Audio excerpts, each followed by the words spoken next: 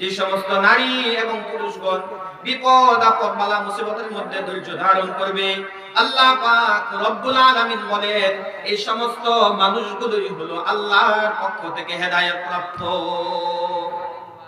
আল্লাহর পক্ষ থেকে হেদায়েত প্রাপ্ত এটার ব্যাখ্যা তাফসীরে সামারকান্দি কিতাবের মধ্যে এসেছে। এক নাম্বার, আল্লাহর পক্ষ থেকে হেদায়েত প্রাপ্ত হওয়ার অর্থ হইল এই বান্দাকে আল্লাহ পাক রব্বুল আলামিন সব ধরনের কল্যাণকর কাজ করার জন্য তাকে হেদায়েত দিয়ে দিবেন। এই মানুষটা নামাজের দিকে ছুটবে, মসজিদের দিকে তার মনটা ধাবিত হবে, মাদ্রাসার দিকে তার মনটা ঝুঁকে যাবে, ভালো কাজের দিকে তার মনটা ঝুঁকে যাবে, সৎ কাজের দিকে তার মনের মধ্যে একটা আকর্ষণ অনুভব হবে। আল্লাহ পাক রব্বুল আলামিন সব ধরনের নেক কাজ করার মতো একটা যোগ্যতা, একটা হেদায়েত পথ প্রদর্শন আল্লাহ তাকে দিয়ে দিবে। দুই নাম্বার ব্যাখ্যা, আল মুহতাদুনা বিল জান্নাতি আল ফাইজুনা বিসাওয়াবিহিম, যেই মানুষগুলো আল্লাহর পক্ষ থেকে হেদায়েত প্রাপ্ত হবে এই মানুষগুলো পরকালে আল্লাহর পক্ষ থেকে জান্নাতের ফয়সালা প্রাপ্ত হবে।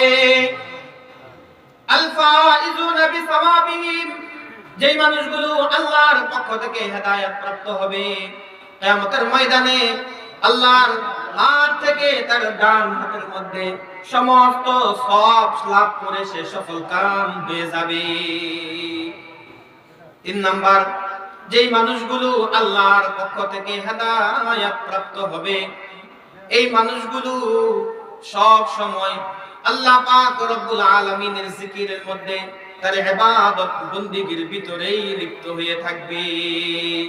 আল মুহতাদুনা লিসাইরি মা লাজিমাহুম, বান্দার জীবনে আল্লাহ যত বিধান না বলে দিয়েছেন, নামাজের বিধান, রোজার বিধান, যাকাতের বিধান, হজের বিধান, কুরবানির বিধান, পর্দার বিধান, কোরআন তেলাওয়াতের বিধান, জিকিরের বিধান, আল্লাহ পাক রব্বুল আলামিন হেদায়েত প্রাপ্ত বান্দাদেরকে সবগুলো বিধান পালন করার মতো আসমানের পক্ষ থেকে, আল্লাহর পক্ষ থেকে একটা তৌফিক এবং ক্ষমতা তাকে দিয়ে দিবে।